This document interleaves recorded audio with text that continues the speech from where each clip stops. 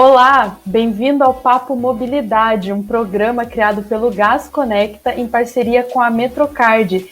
Se você não assistiu os primeiros 3 episódios dessa série, vai lá no site www.gazetadopovo.com.br/gasconecta. Eu estou junto com especialistas de todo o Brasil, todos online, é lógico, para conversar um pouco sobre o que é tendência no transporte coletivo, o que já mudou e o que ainda precisa ser mudado. Então não perca os episódios, eles estão disponíveis em vídeo, áudio e também um resumo texto. E hoje, no 4º episódio, o tema é pagamentos.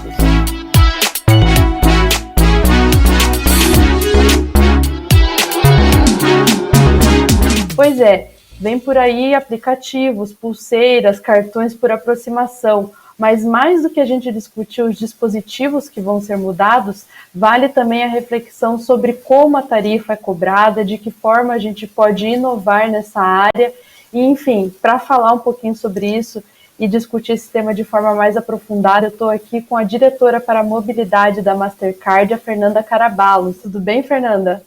Tudo bom, Mariana? Como vai? Tudo Obrigada bem. Pelo convite. Que bom que você está aqui. Eu também queria apresentar o especialista em bilhetagem eletrônica da Transdata, Rafael Teles. Tudo bom, Rafael? Tudo bem? Tudo bem. E o consultor técnico da Metrocard, o Anderson Berdan. Oi, Mariana, tudo bem? É um prazer estar aqui. Obrigado pelo convite e pela oportunidade. Obrigada, Anderson, pela tua presença. E já esclareço aqui que é a última vez que eu vou chamar o Anderson de Anderson, porque agora a gente vai trocar chamando ele de Anderson Berdan, direto o Berdan. Nesse primeiro bloco, a gente vai falar, vou fazer perguntas direto para os especialistas, como vocês já sabem, e aí eu quero aproveitar um pouco da experiência da Fernanda para falar um pouquinho sobre como os pagamentos influenciam diretamente na experiência que o usuário tem dentro do transporte coletivo, isso em todo o mundo. E aí a Fernanda, que é diretora da Mastercard, ela poderia começar nos respondendo mais ou menos como que os métodos de pagamento podem alterar a experiência do usuário. E aí, Fernanda, eu estou falando sobre tendência mesmo. O que você acha que é viável em curto e médio prazo ser aplicado no transporte público aqui do Brasil e o que você já tem visto funcionar no mundo? Eu acho que a gente tem que levar em consideração, né, que as pessoas cada vez mais elas querem tomar as decisões de quando, onde e como elas vão consumir produtos e serviços, né? Então, eu acho que isso traz um desafio de adaptação para o setor de transporte coletivo, porque as pessoas têm outras alternativas agora que dão esse tipo de conveniência, né? Então, juntando essa facilidade, né, do consumo sob demanda que a gente viu em plataformas de streaming de música, de filmes, e juntando também o fato, né, de que as pessoas querem ter o seu deslocamento da forma mais segura e conveniente possível, a forma de pagamento é um desses processos, né, um desses processos que ele pode ser o mais simples, seguro e fácil possível, e é esse desafio que a gente traz, né, de como modernizar esse pagamento no transporte público. Hoje existem alternativas e projetos, né, sendo implementados para trazer essa facilidade para os usuários, para que eles possam escolher a forma de pagamento que lhes é mais conveniente. Então, dar várias alternativas é o segredo hoje em dia, né? As pessoas querem poder escolher. Então, os pagamentos por aproximação, por exemplo, são uma alternativa que já foi viabilizada no Brasil, que já foi implementada em várias cidades e faz com que as pessoas usem os meios de pagamento que elas já têm na carteira para pagar pelo transporte público. Então, se você já tem um cartão de débito, um cartão de crédito na carteira, simplesmente você pegar aquele método de pagamento que você já usa para outros consumos, para outras compras do seu dia a dia, encostar no validador do ônibus e andar de ônibus. Então, a gente entende que isso deve se expandir bastante, principalmente, né, a gente viu uma aceleração agora na época da pandemia do Covid, muitos consumidores deixando de usar dinheiro ou reduzindo muito o uso de dinheiro, né? A Mastercard fez uma pesquisa globalmente sobre esse assunto e 77% dos entrevistados aqui do Brasil ou eliminaram ou reduziram significativamente o uso de dinheiro em espécie. Então, a gente acredita que é mais um motivo, né, essa redução aí de contágio, das pessoas quererem optar por outras formas de pagamento. E a gente sabe que o pagamento em dinheiro ainda é representativo em algumas cidades, né? No transporte público, ele pode chegar até 40% dos pagamentos das viagens, dependendo da cidade. Então, isso tem muita oportunidade para facilitar a vida dos usuários e também para reduzir o custo operacional dos operadores de transporte, né?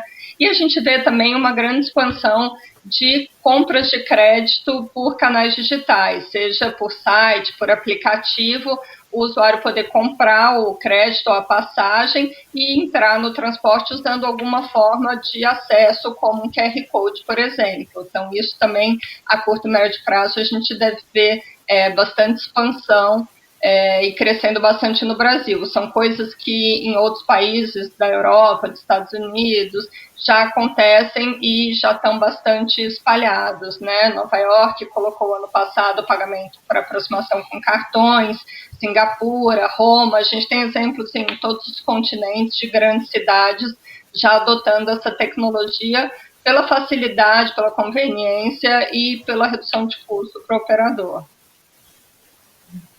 Fernanda, eu queria aproveitar que você está falando do cartão, né, de aproximação e de toda essa gama de possibilidades de pagamento, para entender um pouquinho qual que é o papel da Mastercard também, das outras operadoras, neste mercado do transporte público, né? De que forma que vocês se aproximam das empresas operadoras, desenvolvendo soluções? Conta um pouquinho para a gente desse trabalho de desenvolvimento. O grande papel da Mastercard é promover a digitalização dos meios de pagamento, né? Então, apoiar toda essa cadeia, todos os atores desse ecossistema para viabilizar a implantação dessas alternativas de pagamento eletrônicos. Então, a gente começou esse trabalho aqui no Brasil há mais de 5 anos atrás, globalmente, há quase 10 anos que a Mastercard vem fazendo um trabalho em conjunto com o setor de transporte coletivo, para a implantação desse tipo de solução. Aqui no Brasil, por exemplo, por que isso não aconteceu há muito mais tempo? Porque ela exigia a tecnologia do pagamento por aproximação. A dinâmica, o fluxo necessário no transporte coletivo não permite que a pessoa insira o cartão, digite uma senha, ela tem uma necessidade de uma agilidade, de uma velocidade desse pagamento que exigia a tecnologia de pagamento por aproximação. Então, ela agora já é uma realidade no Brasil, de 3 anos para cá, a gente já tem essa tecnologia disponível na quase totalidade das maquininhas de cartão, né, que estão no comércio, e agora também os grandes bancos já emitindo para os seus usuários cartões com essa tecnologia. Então, isso viabilizou com que, finalmente, a gente tivesse essa solução implantada no transporte público aqui no Brasil. E a gente vê que os usuários valorizam bastante isso, né? A gente vê um crescimento enorme dos pagamentos por aproximação. A gente sabe que, por dados da ABECS, da Associação Brasileira das Empresas de Cartões, esses pagamentos por aproximação cresceram 330% no primeiro semestre de 2020, comparado com o mesmo período de 2019. Então, uma parte também por conta da pandemia, que acelerou também essa adoção, mas uma parte também por ser realmente uma experiência mais conveniente, mais fluida, né? Valores abaixo de R$50, a pessoa consegue fazer o que a gente chama de encostar e passar, né? Ela não, mesmo no comércio, ela só encosta o cartão e está feito o pagamento. Então, segmentos que exigem uma velocidade, como fast food, posto de gasolina, são segmentos onde essa adoção vem crescendo de forma considerável. No transporte público, com certeza, isso também está acontecendo e deve se expandir cada vez mais. Obrigada, Fernanda, por compartilhar um pouquinho da sua visão. E aí eu quero chamar agora o Oberdan. Ele, como consultor técnico da Metrocard, ele também pode ajudar a gente a entender esse assunto do prisma do próprio usuário. E aí, Oberdan, eu queria te perguntar, já pensando nos maiores clientes, entre aspas, né, hoje do sistema público, que são as empresas que adquirem os vales para os funcionários.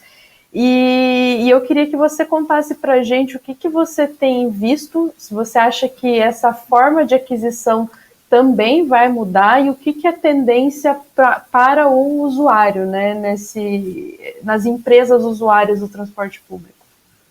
Antes de mais nada, o Vale Transporte, ele por força de lei, ele é fornecido pelas empresas aqui no Brasil e ele precisa ter uma finalidade, que é a locomoção do funcionário entre a empresa e o trabalho. Então, quando nós falamos de Vale Transporte, nós falamos especificamente de um benefício e não necessariamente de uma movimentação financeira, digamos assim. Eu acho que o Rafael, que está há tanto tempo quanto eu no transporte, vai lembrar, mas lá no passado, quando existiu o vale de Papel, aqui em Curitiba eram as fichinhas, isso trazia um transtorno tanto para o passageiro, que tinha uma dificuldade muito grande em ter que carregar esse tipo de material para poder fazer o pagamento da tarifa, quanto principalmente para as grandes empresas que têm um grande número de funcionários. O RH das empresas tinha toda uma demanda de fazer a aquisição, depois fazer a separação, depois fazer a divisão, depois fazer a entrega, enfim, era um processo muito oneroso para que fosse garantida esse benefício para o funcionário. Já há bastante tempo, com a implementação dos cartões eletrônicos, então isso trouxe muita agilidade, né, para as empresas, para os nossos grandes clientes, que são os grandes compradores de Vale Transporte, e também para o passageiro, principalmente até para o passageiro, que não precisa muitas vezes se deslocar até o RH da empresa para fazer a retirada lá dos vales desse benefício, e que tem muita agilidade também na hora de efetuar o pagamento, não tem lá o risco de perder o seu Vale Transporte, ele consegue acompanhar o seu saldo, consegue monitorar mais facilmente o que está acontecendo com o crédito dele. E eu vejo que o futuro, então esse grande salto que houve, quando nós passamos de um material físico, digamos assim, para o meio eletrônico, o futuro ele tende a generalizar um pouco mais essa solução. De que forma? Então, como você mesmo falou na abertura, nós podemos sair de um cartão, um cartão plástico, um meio plástico, para pulseiras eletrônicas, para celular, para, enfim, de alguma forma acabar criando uma carteira digital, onde o crédito pertence àquela pessoa, as empresas que compram vão atribuir o crédito ao seu funcionário, e aí o funcionário efetua o pagamento da forma como ele achar melhor, como a tecnologia que ele dispor. Muita gente vai continuar usando o cartão tem evoluído muito, né? Acho que a Fernanda já falou e pode acabar falando até mais sobre isso, mas os cartões têm evoluído muito em funcionamento e em segurança, principalmente, que é um ponto muito, muito chave de todas essas transações eletrônicas, digamos assim. E eu acho que a solução mais inteligente é aquela que vai trazer agilidade para os compradores, para as grandes empresas, na hora de comprar e distribuir esse benefício para os seus funcionários, e para que o funcionário também tenha sempre um meio cada vez mais ágil, mais prático, mais dinâmico para estar realizando esses pagamentos. Ô Berdan, a gente estava conversando justamente aí sobre carteiras digitais, né, e essa disponibilidade do crédito, e aí isso me faz pensar também que a oportunidade da gente integrar um sistema de pagamento vai trazer os desbancarizados para dentro do sistema de pagamento do transporte público, né? Vai estar pegando uma fatia importante da população. E aí eu queria ouvir um pouquinho de você, qual que é a tua visão, se você acha que o sistema de pagamento do transporte público vai ter um papel importante de integração comunitária, de colocar essas pessoas dentro do sistema de pagamento da sua comunidade em geral, né? Não só dentro do transporte. Bom, para que uma economia funcione, você precisa ter dinheiro circulando, né? Só que quando nós falamos em dinheiro, a primeira coisa que vem em mente é o quê? O papel moeda, é a cédula circulando. Mas hoje em dia não necessariamente, né? O que você precisa é que você tenha pessoas prestando serviço, vendendo produtos e outras pessoas pagando quando estão adquirindo esses produtos ou serviços. Então, assim como a Fernanda já adiantou, nós tínhamos aqui em Curitiba um percentual de mais ou menos 40% de pagamento da tarifa do transporte público na região metropolitana, especificamente. 40% sendo feito em dinheiro, papel moeda, e 60% sendo feito via cartão eletrônico. Na última semana de março, que foi quando teve início as medidas ali de contenção de pandemia, nós, em menos de 10 dias, demos um salto de 12 pontos percentuais, ou seja, nós passamos de 60% para 72% de pagamento com cartão. Então, isso demonstra que as pessoas entendem, digamos, que existem outras formas de efetuar o pagamento, que essas formas são seguras, que elas permitem, como você falou, que haja uma circulação monetária, não necessariamente por meio exclusivamente do dinheiro. Na minha opinião, digamos assim, essa questão dos desbancarizados, eu fico até impressionado quando eu vejo que praticamente metade da população, pouco menos, né, do Brasil é desbancarizada. Né? Nós temos a impressão que hoje em dia todo mundo tem um cartão eletrônico dentro da carteira, e sabemos que não é bem assim. Então, quando você fala da participação das empresas de transporte coletivo no meio, na sociedade, como possíveis provedoras de solução de pagamento, não só de recebimento do seu próprio serviço, eu acho assim, nós já acumulamos um know-how de mais de uma década, quase 2 décadas já, recebendo pelo nosso serviço de maneira eletrônica. E não tem como negar que esse know-how pode sim colaborar, ajudar, contribuir para novas formas de fazer com que a economia continue funcionando de maneira ágil, de maneira segura, e dependendo cada vez menos do dinheiro em espécie em si. Legal. Berdan, obrigada. Eu vou chamar agora o rapaz da técnica, né? Ele tem que explicar para a gente, Rafael, quais são os desafios e os obstáculos para a gente receber digitalmente dentro de um ônibus, né? E aí a gente está pensando numa estrutura que está se movimentando em vários pontos que podem ser cegos, né, da cidade e até em meios no campo, enfim, interior, que tem as suas dificuldades de conexão. E aí, Rafael, conta pra gente qual que é o desafio de tornar o pagamento digital hoje?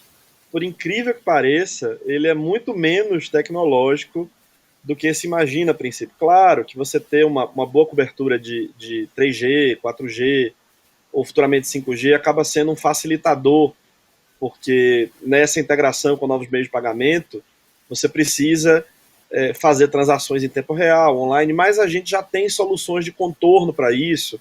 A gente consegue carregar algumas informações no ônibus enquanto ele está com sinal, e aí depois, se ele entrar numa zona de sombra, ele consegue processar as transações. A maior dificuldade que a gente sente hoje, na verdade, ela não é técnica. Ela é social, econômica e, às vezes, jurídica. Né? Então, a gente tem uma dificuldade que as pessoas precisam ter acesso a esses novos meios, elas precisam ser bancarizadas, elas precisam ter acesso ao cartão, e isso ainda não aconteceu, é um movimento, né? Claro, há dentro do Brasil hoje um movimento em relação a isso, a bancarização das pessoas, e agora a pandemia mostrou o quanto isso é urgente. A gente tem um problema econômico, porque há muitas cidades onde a infraestrutura tecnológica do transporte público ela é antiga, cidades que têm equipamentos de 10, 12 anos atrás, e aí esses equipamentos já não conseguem ser compatibilizados com o que existe de mais recente em meios de pagamento. E a gente tem um último ponto que é jurídico, institucional. Muitas vezes a gente tem legislações que engessam os novos meios. Né? Então há uma legislação que diz, olha, o passageiro deve pagar com um cartão pelo qual ele se cadastrou previamente e é emitido pela associação tal ou pela entidade tal. Então, essas legislações, que no passado elas tiveram uma preocupação grande de detalhar como é que devia funcionar o arranjo de pagamento de transporte público, hoje acabam sendo um empecilho. Porque em algumas cidades, quando você vai falar, olha, agora vamos criar aqui um sistema para que as pessoas paguem com cartão de crédito ou débito. Mas para elas pagarem com cartão de crédito ou débito, também vai precisar envolver um adquirente de créditos. E isso tem um outro custo. E isso não está previsto nem na tarifa, nem no regulamento. Há cidades que têm uma exigência de que o cartão seja um cartão tipo tal, com foto. Enfim, esse tipo de detalhamento é um pouco ultrapassado, mas muitas cidades brasileiras ainda têm legislações assim. Então também é preciso além de cuidar da tecnologia, a gente vai precisar resolver a questão social de inclusão das pessoas no sistema financeiro, resolver uma questão econômica de viabilizar a modernização desse parque tecnológico que já está instalado na frota, e, por último, de ajustar as questões regulamentares, jurídicas, para permitir que se flexibilize o pagamento e se incluam novos meios de pagamento. Rafael, até agora a gente falou, né, nesse primeiro bloco, muito sobre como pagar, né, que dispositivo usar, o que vai vir por aí. Mas eu acho que tão importante quanto a gente refletir um pouquinho sobre o próprio pagamento em si, né, a própria tarifa. Existe mudança nessa área? A gente já conversou antes, você comentou comigo sobre pós-pagamento, e modelos novos de pensar a própria remuneração desse setor. Eu queria que você me falasse um pouquinho o que você acha que vai acontecer nessa área no Brasil nos próximos anos. Sem dúvida, né? A gente tem um modelo consolidado no Brasil onde as pessoas pagam por acesso, né? Então, entrei no ônibus, paguei. Não importa se entrei para fazer uma viagem curta, para fazer uma viagem longa, se eu vou precisar trocar de linha de transporte, fazer 2, 3 conexões, se é uma viagem simples, sem baldeação. A gente criou uma sistemática tarifária no Brasil, que é de um tipo de tarifa único, onde todo mundo, a princípio, paga pelo mesmo critério, mas não é bem assim, porque a gente tem várias categorias de pessoas beneficiadas com isenção ou com algum tipo de desconto, mas o modelo tarifário ele parece bem simples, né? Então é possível você chegar numa grande cidade ou numa região metropolitana como Curitiba e dizer, olha, a tarifa custa X, e todo mundo tem aquela informação, parece muito simples e muito fácil, mas na verdade o que parece muito simples e muito fácil não é muito justo, né? Esse modelo tarifário, ele desconsidera que as pessoas têm necessidade diferente e realidade diferente. Uma pessoa que precisa do transporte público todo dia para fazer uma viagem curta tem um perfil diferente de alguém que uma vez por semana, no fim de semana, usa o transporte público e tem que fazer um percurso longo com baldeações. Então, uma coisa que a gente deve enfrentar daqui para frente como necessidade de mudança é revisar esse modelo de tarifação que a gente tem. E uma das coisas que aparece como tendência forte e que a tecnologia possibilita é que a gente crie pós-pagamento. E o cartão de crédito e de débito, para isso, são meios excelentes. Não são os únicos, mas são excelentes, porque eles permitem que a gente deixe com que o usuário vá utilizando o sistema de transporte e, ao final de um período, a gente aplique a regra tarifária que melhor beneficiá-lo. É como se você dissesse, olha, eu sempre garanto que você vai pagar o menor preço possível, desde que você tenha usado um cartão de crédito, porque a gente tem que garantir que não haverá inadimplência.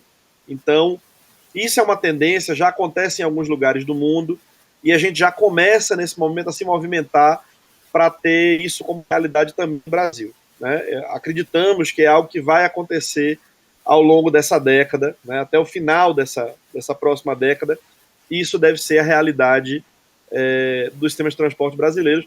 Claro que quando a gente está falando em mudar a forma de cobrar a tarifa, mudar os valores, fazer uma tarifação mais justa, mais próxima do uso, a gente também precisa pensar como é que a gente financia o sistema de transporte público no Brasil de forma ampla, né? Hoje no Brasil a gente tem uma dificuldade, porque a única fonte de financiamento do transporte público é a tarifa, né, que foi paga por quem está usando. E nós somos o único país do mundo que tem esse modelo. Em todos os países do mundo, o transporte público é pago por quem usa, mas também é pago pelo restante da sociedade que se beneficia dele. No Brasil, a gente insiste que só quem usa é que precisa pagar, né? Esse modelo cria mais entraves para a gente flexibilizar e criar mecanismos como pós-pagamento do que a própria tecnologia. Só para fechar, Rafael, dá um exemplo para a gente, quando você está falando de pós-pagamento, você está falando de assinatura? Do que exatamente? Tem alguma cidade que você acha que dá para citar como exemplo, para a gente visualizar isso? Sim, sim. Tem 2 exemplos interessantes acontecendo no mundo, muitas pessoas olhando para essas 2 cidades. Londres, um exemplo até mais antigo, um exemplo lá de 2014, desde 2014, Londres aplica uma regra muito interessante para as pessoas que usam, por exemplo, o cartão de crédito como meio de pagamento no transporte público, nos ônibus e no metrô. A regra é a seguinte: existe um bilhete em Londres que é o bilhete diário, né? Ele custa um valor, tipo, acho que hoje 8,70, 8 libras e 70. E existe a passagem unitária, né, que é aquela que você pagaria para usar um transporte de cada vez. Na prática, o bilhete diário ele equivale a 3 passagens unitárias e meia. Antigamente, as pessoas tinham que escolher, quando o dia começava, ou elas compravam um bilhete diário, né, ou elas compravam vários bilhetes unitários. Se naquele dia você comprasse um bilhete diário, mas usasse pouco, só usasse um transporte, você tomava prejuízo, porque você tinha pago o equivalente a 3 passagens e meia e só tinha usado uma. E não tinha devolução, porque o bilhete valia para 24 horas. Se, por outro lado, você comprava um bilhete unitário e durante o dia acabava tendo que usar mais do que 2 vezes, do que 3 vezes o transporte, aí o seu custo estourava. Né? Então você acabava pagando muito mais caro do que poderia pagar se tivesse optado desde cedo por um bilhete diário.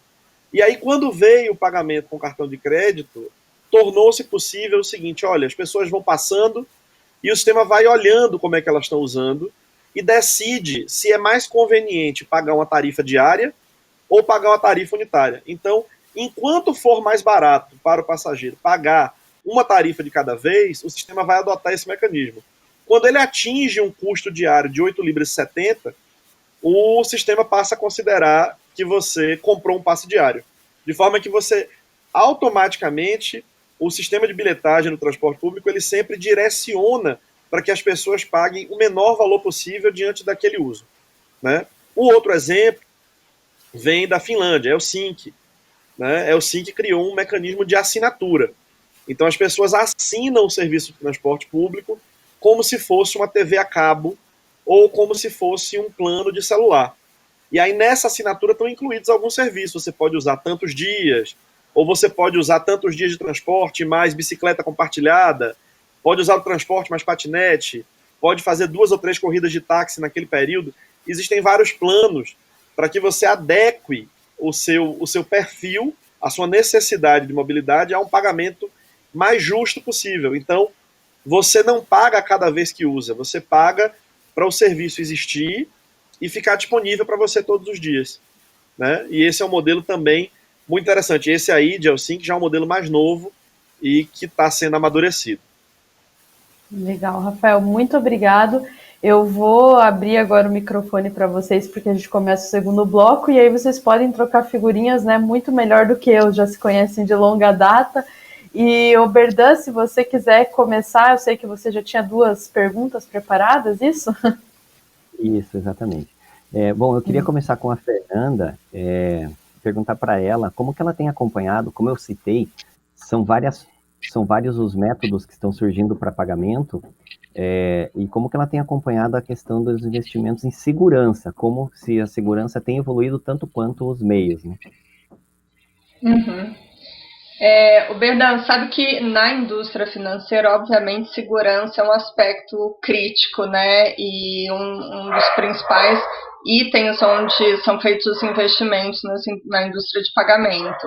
Então, o protocolo EMV, que é o que é usado nos cartões bancários, né, não só no Brasil, mas mundialmente, é o que permite essa padronização e essa interoperabilidade global, né, dos cartões. É você pegar o seu cartão aqui e quando você viaja para a França ou para o Japão, você usar no comércio lá e ele ser aceito. O que permite isso é esse padrão global chamado EMV. E esse padrão ele está em constante evolução e eles estudam constantemente como aprimorar as questões e os aspectos de segurança. Então, a gente pode garantir que o que há de mais moderno em termos de segurança de meios de pagamento é o que é utilizado nos cartões EMV, porque são os cartões da indústria financeira, dos meios de pagamento no mundo todo. Então, a indústria define esses padrões e à medida que surgem tecnologias novas, padrões de segurança novos, ido nesse padrão global, na especificação global, e todos os bancos e emissores de cartões no mundo todo têm que ir aderindo a esse novo padrão. Isso acontece também no NFC, no pagamento por aproximação, e a gente vê que com o pagamento por celular, ele tem mais uma camada de segurança, que é a tokenização. Então, quando você faz um pagamento usando o seu celular, o que está trafegando não é o número do seu cartão, é um token, né, um equivalente ao número do seu cartão, mas não é o número do seu cartão. Isso gera uma segurança adicional, né, uma outra camada de segurança para esse tipo de pagamento feito com dispositivos móveis, quer seja celular e pulseiras.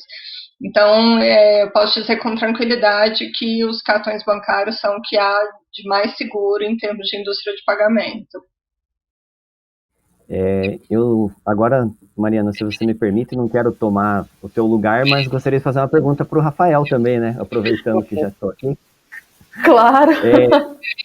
Então, o Rafael, na verdade, já até adiantou um pouco o assunto que eu iria perguntar, que é assim, nós sabemos, o Rafael conhece muito de transporte, né? Uma pessoa que inspira nesse meio, e ele sabe que eu estou aqui situado num dos lugares que serviu como modelo para estabelecimento do BRT no mundo inteiro. O termo BRT nasceu em Curitiba. Então, quer dizer, nós inspiramos. E aí a minha pergunta agora é ao contrário. Rafael, o que você tem visto no mundo e que pode nos inspirar para facilitar para o passageiro, para facilitar para as empresas? Você já citou alguns exemplos de Londres e qual era a outra cidade? Me ajuda? Helsinki, na Finlândia. Finlândia. Então, são 2 exemplos, mas eu sei que provavelmente podem existir outros. Então, tem mais alguma coisa assim acontecendo no mundo e que nós podemos ir lá observar e dizer, puxa, isso aqui daria certo no Brasil? Olha, tem exemplos, assim, a Fernanda citou a mudança agora no metrô de Nova York, o metrô de Paris também está fazendo um movimento interessante. Existe uma coisa muito interessante acontecendo entre a Bélgica e a Holanda. Eles estão criando a possibilidade das pessoas de países diferentes usarem um mesmo título de transporte. Então, você começa uma viagem num país e termina em outro, usando o transporte urbano de 2 cidades em 2 diferentes países. Mas isso é uma coisa muito da característica da Europa, né? Você olha para a comunidade europeia, são países pequenos, de extensão territorial pequena, quero dizer. Então existe essa característica das pessoas se deslocarem de um país para o outro, fazendo viagem bate e volta, né? Vai, trabalha num país, volta, mora no outro. Não é muito bem a nossa realidade, mas existe uma coisa que a gente observa em Curitiba, especificamente, que é o seguinte: Curitiba tem uma trajetória e uma tradição inovadora, mas Curitiba, há quase 25 anos, não inova mais, né? Então a gente veio com muitas coisas, o BRT, o biarticulado, o tubo. Aí em 2017, 2018, a Metrocard começou essa coisa de aceitar cartão de crédito ali no tubo da Rui Barbosa, para o biarticulado de Pinhais, mas ainda existe uma coisa que a gente já está vendo em muitas cidades do Brasil que a gente não vê acontecendo aí, que é eliminar o dinheiro de dentro dos ônibus, né? A gente sabe que hoje existe um problema de segurança pública, existem assaltos, né? E isso é um fator inibidor do uso do transporte na Grande Curitiba.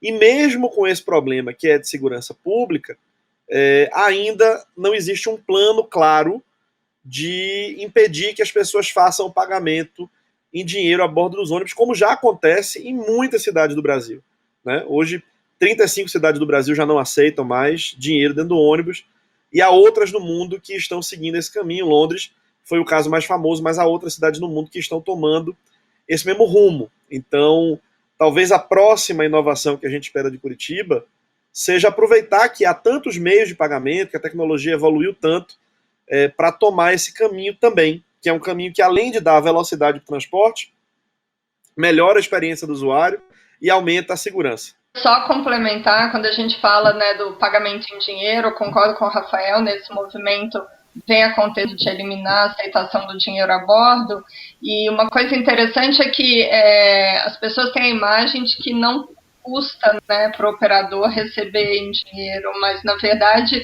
o dinheiro ele tem um custo oculto, né, ou tem vários custos associados que tornam extremamente caro quando você põe tudo na ponta do lápis, né? A aceitação de dinheiro é extremamente cara, né? Ela envolve questões de segurança, de transporte numerário, de fraude, então, tudo de troco, precisa ter troco a bordo. Então, quando você conta tudo isso, né, é bastante caro viabilizar a aceitação de dinheiro a bordo. Então, eu acredito que esses novos meios de pagamento que vêm por aí, eles conseguem também trazer uma economia considerável para o operador de transporte, para a cidade em geral.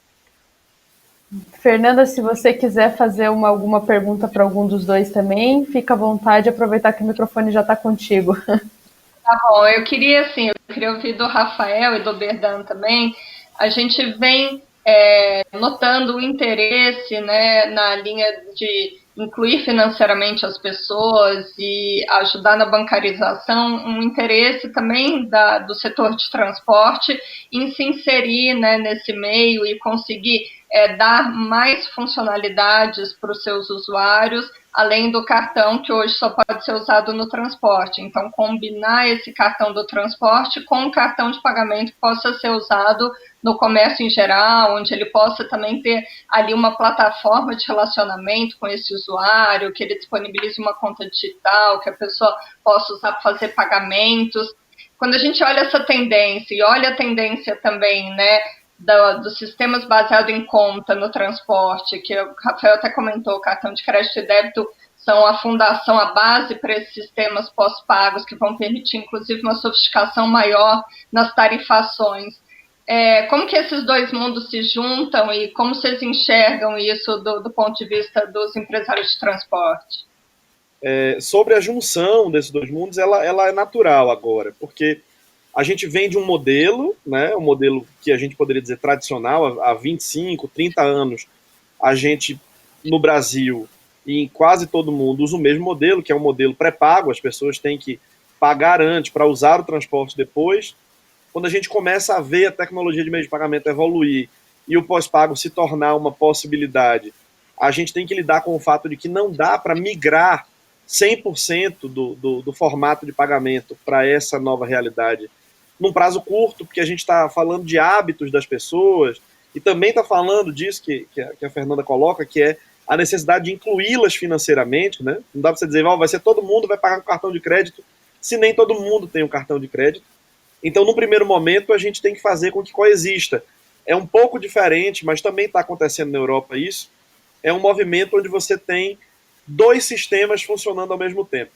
Um que tem essa característica tradicional, e aí você vai inserindo o novo, e as pessoas vão migrando para esse novo progressivamente, até que o tradicional ele vai se tornar obsoleto e ele vai deixar de ser usado, porque as pessoas, com o tempo, perceberão que é mais vantajoso para elas o formato baseado em conta. Então, a junção dos mundos deve se dar ao longo aí dessa próxima década. Eu acredito que em 5, 6 anos a gente, de fato, esteja em outra realidade e termine de virar essa chave. E aí, em relação aos empresários, operadores de transporte, a indústria, né, do transporte público coletivo, já existe essa percepção da necessidade de mudar e de evoluir com o modelo de pagamento, mas existe uma certa apreensão que não é relacionada ao meio de pagamento em si, mas é relacionada ao modelo de financiamento do transporte público coletivo no Brasil. Né? É uma indústria que vem de uma crise que já dura 20 anos, que se agravou agora durante a pandemia, e há uma demanda muito urgente de respostas, principalmente dos poderes públicos, de olha, como vamos fazer para financiar uma mobilidade urbana com transporte público coletivo de qualidade satisfatória por um preço que as pessoas possam pagar. Né? Porque qualidade custa caro, e se a gente simplesmente tiver o serviço de qualidade e repassá-lo inteiramente para quem usa, ele é inviável. Então, essa é a grande apreensão. Há concordância da necessidade de modernizar os meios de pagamento, de flexibilizar a tarifação, mas existe, por outro lado, a necessidade de responder a essa pergunta que é estrutural do setor. Bom, eu gostaria de complementar apenas dizendo que nós do transporte coletivo, eu considero que nós estamos num meio muito conservador. Então, quando nós falamos em algum tipo de mudança, sempre nós esbarramos em algum desafio muito grande. Por exemplo, aqui na Associação Metrocard, já em 2015, quando estabelecemos a parceria com a Mastercard, para oferecer 2 serviços em um único cartão, que era o serviço do Vale Transporte e também o serviço do crédito pré-pago. Desde então, nós sempre tivemos um desafio muito grande de fazer com que o passageiro entendesse que a partir dali ele tinha 2 serviços num único cartão. Num primeiro momento, claro, que todo mundo achava que poderia pegar os seus créditos de Vale Transporte, desse benefício que a legislação trabalhista determina que tem que ser com finalidade específica, que é para o trânsito entre a casa e o trabalho, e queria usar aquilo como se fosse um crédito para sair fazendo compra no comércio em geral. E não foi bem assim. Então, nós esbarramos nessa barreira legal, digamos, de fazer essa transição, e também na própria mudança. Por exemplo, em alguns casos, algumas pessoas se recusavam a aceitar o cartão porque achavam que ali estava vindo um cartão casado, uma solução casada, e nós tínhamos que sempre reforçar de que não, que nós estávamos fornecendo um serviço, que é o serviço de pagamento do transporte coletivo, e que a pessoa tinha a possibilidade de ativar ou não o serviço do crédito pré-pago da Mastercard. Então, eu vejo assim que a evolução ela esbarra em várias barreiras.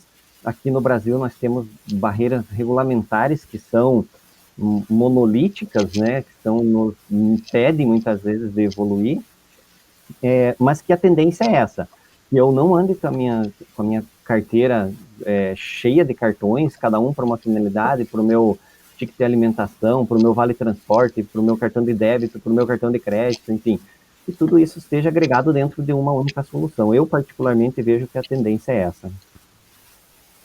Gente, eu queria agradecer vocês e lembrar que todos esses assuntos que a gente acabou de conversar, o Rafael falou agora sobre como responder, né, uma pergunta estrutural, que é como esse sistema pode se sustentar financeiramente. A gente tem um episódio só sobre isso, episódio 3 do Papo Mobilidade. Quem não acompanhou, vai lá no site www.gazetadopovo.com.br/gasconecta e convidá-los para assistir o próximo episódio, o último, né, o 5º, que vai falar sobre a internet das coisas, e aí a gente vai falar um pouquinho mais sobre tecnologia e como é que isso também possibilita a gente ter outras formas de pagamento, modelos de negócio para esse setor. Obrigada, Fernanda, obrigada, Rafael, Oberdan, pela presença de vocês. Obrigada a você, Mariana, foi ótimo. Parabéns para a Gasconecta pela iniciativa e para a Metrocard. Obrigada, gente, pela participação. Mariana, Fernanda, Oberdan, né? Obrigado à Gazeta pela oportunidade, agradeço em nome da Transdata, agradeço a Metrocard também.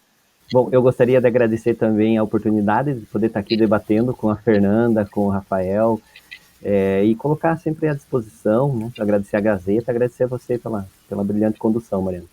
Obrigada, até a próxima, gente. Até lá. Pois é, gente, só reforçando, então, se você não assistiu os primeiros episódios do Papo Mobilidade, você pode ir lá no site do Gasconecta e esses episódios estão disponíveis tanto em vídeo e áudio, como também um resumo em texto. Não perca o próximo episódio. Até lá.